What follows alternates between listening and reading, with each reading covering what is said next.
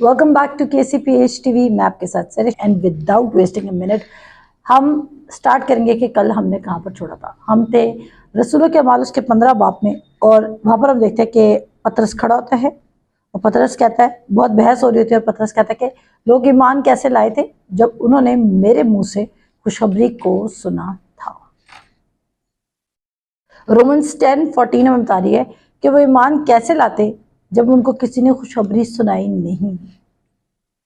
Romans 10:17 कह रहा है फेथ कमित, ईमान सुनने से पैदा होता है, सुनना मसीह के कलाम से।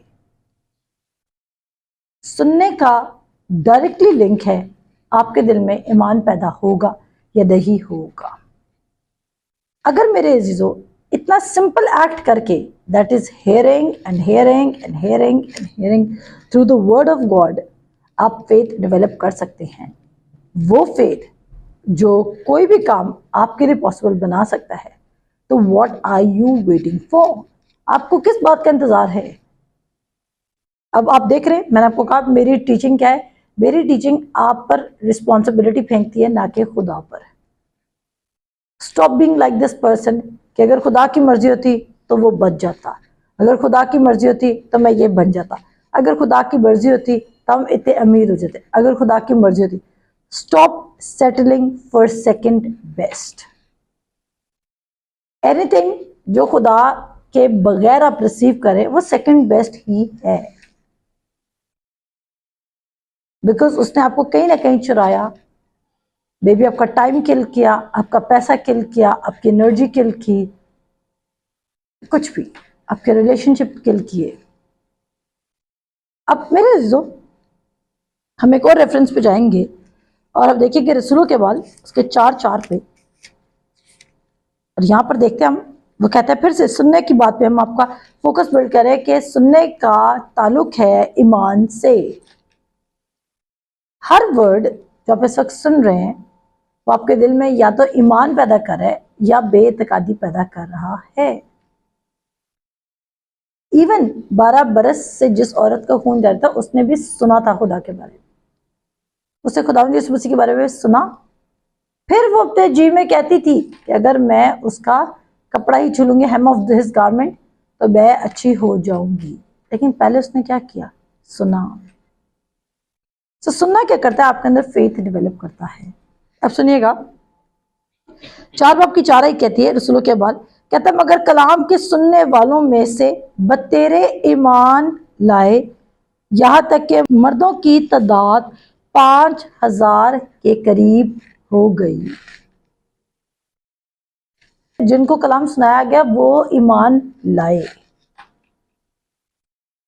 यस, बेशक आप, मैंने आपको कहा, आप मिरेकल होता हुआ देखेंगे, वो आपका बड़ा टेम्पररी ईमान होगा। लेकिन अगर आप वर्ड सुनेंगे तो वो सुपर। हम कितने मिरेकल्स देख रहे थे, आप अगर यूट्यूब खोले, ऑन कैमरा रिकॉर्डेड मिरेकल्स हैं,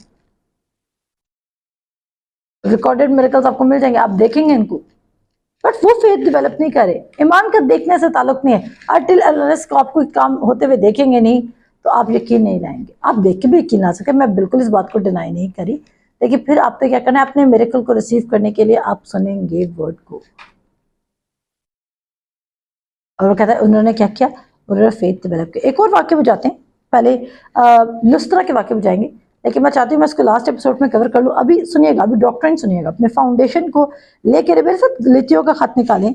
और गलतियों का खत उसका 3 बाब और उसकी दूसरी आयत क्या कहती है? 3 बाब की दूसरी आयत कहता है, मैं तुमसे सिर्फ ये दरियाफ्त करना चाहता हूँ कि तुमने शरीयत के अमाल से रूह को पाया या ईमान के पैगाम से। इसका क्या मतलब है? शरीयत का कहती परफॉर्म करोगे तो चीजें मिलेंगी। ईमान क्या कह रहा है? सुनोगे तो काम हो जाएगा। अब ये 2 डिफरेंस है। कहता है शरीयत के अमाल से रूह को पाया या ईमान के पैगाम से। और अगर हम इसको इंग्लिश में पढ़े तो इंग्लिश में वो कहता है, this only I want to learn from you, did you receive the spirit by the works of the law और by the hearing of faith? आपने ईमान कैसे डेवलप किया? By the hearing of faith. या आपने सॉरी आपने spirit of God को कैसे रिसीव किया? By the hearing of faith. मेरे जीजो, अगर हेयरिंग ऑफ फेथ से आप खुदा के रूह को अपनी जिंदगी में दाखिल कर सकते हैं, तो हेयरिंग ऑफ फेथ से इस जमीन की टेम्पररी चीजें क्या ही वैल्यू रखती होंगी। अगर हेयरिंग ऑफ फेथ से आप अपना टिकट बाय कर लेते हैं फॉर द इटर्नल लाइफ, अब मुझे गलत ना समझिएगा कि आप टिकट बाय कर लेते हैं और आप कुछ करते हैं, your resurrection is paid already. Special blood के साथ आपकी रेजरेक्शन, आपकी लाइफ, आपकी आपकी न्यू क्रिएशन पेड ऑफ है। अगर फेथ की लिसनिंग से आप इटर्नल लाइफ में दाखिल हो जाते, अगर फेथ की लिसनिंग से आप बॉर्न अगेन हो जाते, अगर फेथ की लिसनिंग से आप किंगडम सिटीजन बन जाते हैं, तो व्हाट एल्स इज देयर जो आपको स्टॉप कर सकता है from receiving anything on this earth? Nothing. There are things मेरी जिंदगी में जो मैंने अभी तक रिसीव नहीं की है। फाइनेंसिस की बात नहीं है, मतलब जितने भी मुझे चाहिए मैं समझती हूँ मेरी दरख्वास्त और ख्याल से मुझे बहुत ज़्यादा दे देता है, और मेरे पास हर वक्त काफ़ी कुछ होता है नेक काम करने के लिए। बट ऑफ कोर्स मेरी एक्सपेक्टेशंस है कि मैं ग्रेटर और ग्रेटर फेथ में मूव करूं और मैं ग्रेटर और ग्रेटर चीज़ों में लिव करूं। इसलिए नहीं कि मुझे कोई लग्जरी टाइटल चाहिए। I don't need a home because मुझे आपको कन्विंस करना है कि मैं फेथ में हूँ। आई नीड अ होम क्योंकि मुझे इसमें लिव करना, और वर्ड कह रहा है कि all things are possible for those who believe. अब सुनिएगा वो क्या कह रहा है। Did you receive the spirit by the acts of the law और by the hearing of faith? ईमान सुनने से पैदा होगा, क्योंकि आपको ईमान सुनाया जा रहा होगा। वर्ड के अंदर से ईमान निकलता है। एक और वर्स गलेशियंस 3:5 में देखते हैं, और वो उर्दू में कहता है बस जो तुम्हें रूह बख्शता और तुम में मौजे जाहिर करता है, देखे तुम्हें रूह बख्शता है और तुम्हें मौजे जाहिर करता है, क्या वो शरीयत के अमाल से ऐसा करता है या ईमान के पैगाम से? क्या शरीयत के अमाल से या आपके अपनी परफॉर्मेंस से आपके अंदर फेथ पैदा होगा? सुने, क्या आपकी अपनी परफॉर्मेंस से फेथ पैदा होगा या लिसनिंग ऑफ द वर्ड से फेथ डेवलप होगा?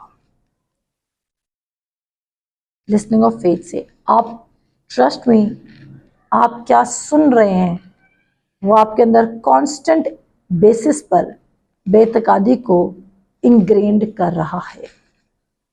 आप इग्नोर कर रहे हैं, आप समझते हैं इट्स जस्ट न्यूज, हमारे साथ थोड़ी हो रहा है, किसी की खबर थी। अब कह रहे एक गाना, एक मूवी, एक फिल्म, एक ये। मैं आपको लीगलिज्म और एक्सट्रीमिस्ट नहीं बना रही, but if you really want to move the mountains, तब आप जरा सा खमीर अपने अंदर क्यों लेके जा रहे हैं? डोंट यू वांट कि आपके अंदर वो फेथ मौजूद हो कि आप ब्लेसिंग टू ब्लेसिंग लिव करें, और अगर किसी को मिरेकल चाहिए तो आप उसकी मदद करें कि वो इस ऑपरेटिव फेथ में, लव फेथ में चल सके। इंग्लिश में पढ़ते हैं इसको। गलेशियंस 3:5 को कहता है therefore he who supplies the spirit to you, क्या कह रहा है? he who supplies the spirit to you and works miracles among you, does he do it by the works of the law or by the hearing of faith? वो कैसे कैसे ये कर रहा है? by the hearing of faith. every idle word जो आप सुन रहे हैं, जो वर्ड से कॉन्ट्ररी है, जो वर्ड है वो कहता है life and death are in the power of the words. Proverbs में लिखा है 18:21 में कहता है जिंदगी और मौत जुबान के काबू में है। अब जुबान क्या, ये हमारी जुबान भी हो सकती है और ये किसी की भी जुबान हो सकती है। लाइफ एंड डेथ किसके काबू में है? और जब हम कह रहे हैं लाइफ, लाइफ कहां जाएगी? वो कहता है फेथ कमिट, लाइफ क्या है? वर्ड ऑफ गॉड, और उसमें से आपका फेथ डेवलप होगा। तो जितनी दफा आप इग्नोर करेंगे कि आपको सुनना अफेक्ट नहीं करता है और आप किसको ज्यादा सुन रहे हैं, आप उसकी तरफ मूव करेंगे। वो क्यों कहता है तू अपने दिल की खूब हिफाजत कर। वो इसलिए कहते हैं तू अपने दिल की हिफाजत कर, क्योंकि उसको कहता है फिर आउट ऑफ इट, मैं लोगों को समझा के I will again and again again and again, वो कहता है फिर out of it are the issues of life. आपका दिल का गार्डन है और व्हाटएवर यू आर सोइंग वो आपको रीप करके दे रहे हैं, लेकिन आप अपने सीजन्स को चेंज कर सकते हैं बाय चेंजिंग योर डाइट। आप जितना ज़्यादा वर्ड की डाइट पर आ जाएंगे, आप उतना ज़्यादा वर्ड का हार्वेस्ट भी अपनी ज़िंदगी में देखेंगे। बाइबल का फेथ किस पे डिपेंड करता है? स्पिरिचुअल रियलिटी पे, स्पिरिचुअल ट्रूथ पे डिपेंड करता है। वो टेम्पररी फैक्ट्स पे डिपेंड नहीं करता है। तभी मैंने कहा था फेथ को डिटेक्ट करने ना निकलें, क्योंकि वो टेम्पररी फैक्ट्स पे डिपेंड नहीं करता है। स्पिरिचुअल फेथ क्या है? इटर्नल है, किसी भी पॉइंट पे आपके लिए काम कर सकता है। पर फैक्ट्स क्या हैं? टेम्पररी हैं। जो जाहिर की चीज़ें उनको हम तब्दील कर सकते हैं, और मैंने कहा जाहिर की चीज़ें हकीकत को तब्दील नहीं कर सकती, that is word of God. लेकिन वर्ड ऑफ गॉड किसी भी चीज़ को तब्दील कर सकता है, कोई सिचुएशन को। जब जब वो पानी पर चल रहा है तो उसने पहले सुना है और उसने फेथ का मुताबिक क्या किया, उसे एक्ट किया, वो पानी पर उतरा है। क्या इस वक्त आपकी कंडीशन है? और वो जो मैंने बताया था बरकस 4 में, क्या वो कहता है जड़ तक पौधा सूख गया। क्या ये नेचुरल में पॉसिबल है कि एक ही दिन में पौधा जड़ तक सूख जाए? लेकिन यीशु मसीह इस फेथ में कैसे ऑपरेट कर रहे हैं? क्योंकि यीशु मसीह वो करते, वो सुनते क्या थे? जिसका बाप उनको कह रहा है। आप कहेंगे हम इतने रिलीजियस बन के नहीं रह सकते। क्रिश्चियनिटी रिलीजन है ही नहीं। क्या आप नहीं चाहते कि आप यहाँ की पावर्स को भी कंट्रोल करें और आसमान की पावर्स को भी कंट्रोल करें? यू वांट दैट, बट आप उस क्राइटेरिया को मीट नहीं कर, आप बिकॉज आपको लग रहा है कि दिस इज समथिंग जो हमारे लिए काम नहीं करेगी, क्योंकि मे भी हमारी परफॉर्मेंस अच्छी नहीं है, मे भी खुदा हमें पसंद नहीं करता, और आप सेल्फ डाउट में भी लिव कर रहे हैं और आप गॉड्स डाउट में भी लिव कर रहे हैं। अब बहुत सारी चीज़ें हैं जो आप रोज़ाना की बेसिस पे सुन रहे हैं, और वो आपके अंदर क्या कर रही है? वो आपको, देखिए आपकी लिसनिंग या तो आपको स्टील किल और डिस्ट्रॉय करिए, या तो आपकी लिसनिंग आपके अंदर फेथ को डेवलप कर रही है। What are you listening? Do you really want to change your facts on the basis of truth? क्या आप चेंज करना चाहते हैं?